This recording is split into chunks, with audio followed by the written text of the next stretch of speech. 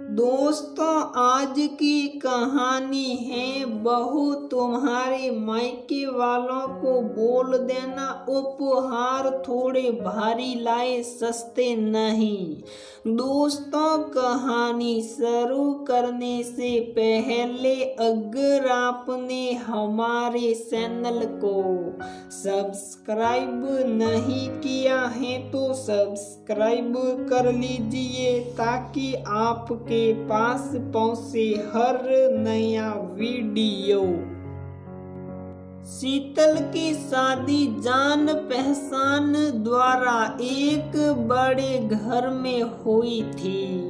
उसका पति अनूप एक सुलझा हुआ और पढ़ा लिखा और सभ्य व्यक्ति था, पर बाकी सभी लोग अपने पैसे और रुतबे का बड़ा मान करते थे। बेचारी शीतल ससुराल में सदा मायके का मां बसाती ही नजर आती। एक सुबह हैरान रह गई जब उसकी सास ने उसे मायके जाने को कहा, क्योंकि उसके देवर को शीतल के सासाजी की बेटी पसंद आ गई थी।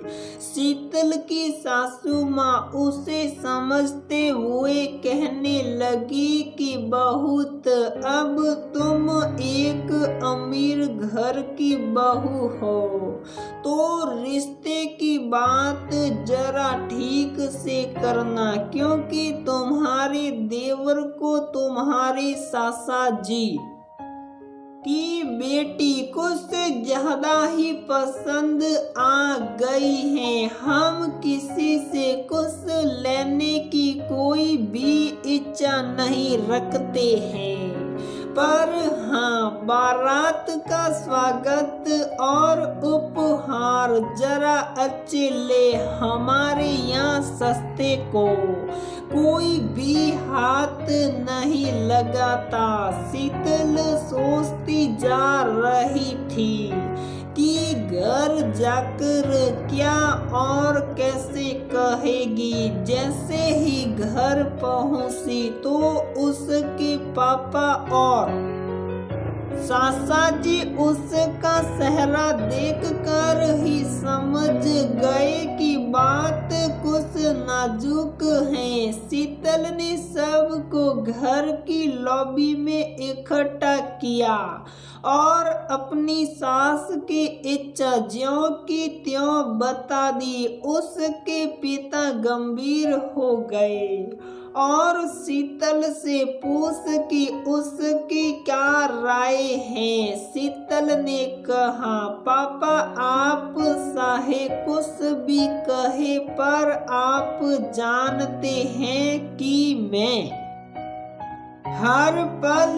ससुराल में मायके का मान बसाती हूँ। यही मानसिक तनाव में अपनी बहन को नहीं दे सकती। अभी बात हो ही रही थी कि शीतल का पूरा ससुराल वहां आ पहुंचा। उन्हें विश्वास था कि बात बन ही जाएगी। सासू माँ जरा रौब से बोली, तो क्या विचार है भाई आपको? तो घर बैठे ही एक और अमीर दामाद मिल गया। वैसे मुझे पता है कि आपके भाई की भी कोई खास हैसियत नहीं, फिर भी आप सोच ले, ऐसा मौका फिर नहीं मिलेगा। पापा अब मेरी परिस्थिति ज्यादा समझ पा रहे थे। ये शीतल समझ गई थी। कुछ देर सोचने पर उन्होंने कहा, जिसकी शादी होनी है उस लड़की से पूछ ले। इस पर शीतल की सास बोली, अजी लड़कियों की राय कहाँ मायने रखती होती हैं ये तो अब खुश हो ही जाएगी। जब अमीर पति मिलेगा ऐश करेगी, पर उनके कुछ शब्द जैसे मन को घायल कर गए। जब वो बोली, वैसे हमारी और आपकी बराबरी नहीं, पर बेटे की खातिर ये भी सही।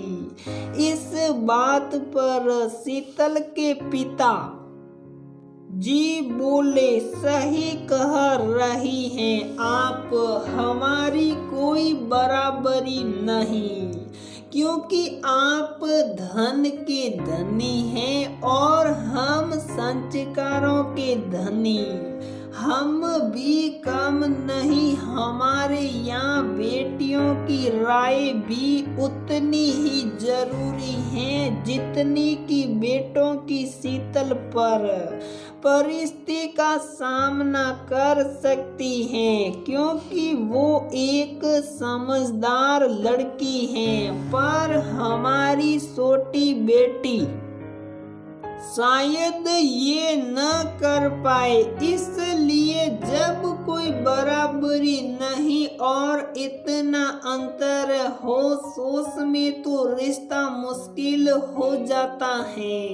शीतल और देविका में काफी अंतर है। हमारे यहाँ बेटी या बहू की राय उतनी ही जरूरी है जितनी और किसी की। अब की बार शीतल के पिताजी ने ये बात जरा जोर देकर कहा, साथ ही बोले, और अगर देविका से आप बात करना चाहे तो कर सकती हैं, इससे पहले कि कुछ कहता देविका बोल पड़ी, मैं बड़े पापा से सहमत हूँ। अब तक सारी बात शीतल के ससुराल वालों की समझ में आ गई कि यहाँ अब कोई बात नहीं हो सकती। सभी उठ कर चल दिए। शीतल के पिताजी ने कहा, अगर हमसे कोई भूल हुई हो तो माफ कीजिएगा, पर मैं इस अंतर का असर अपनी बेटी शीतल पर भी नहीं पड़ने दे सकता। मुझे उम्मीद है आप मेरी मजबूरी को समझ गए होंगे। शीतल के ससुराल के लोग जब चलने लगे तो उसकी सास और पति बोले, आप चिंता न करें, क्योंकि ये संजोग हैं, पर शीतल को कोई परेशानी नहीं होगी। अब शीतल संतुष्ट थी कि वो अपने मायके का मान रखने में सफल रही।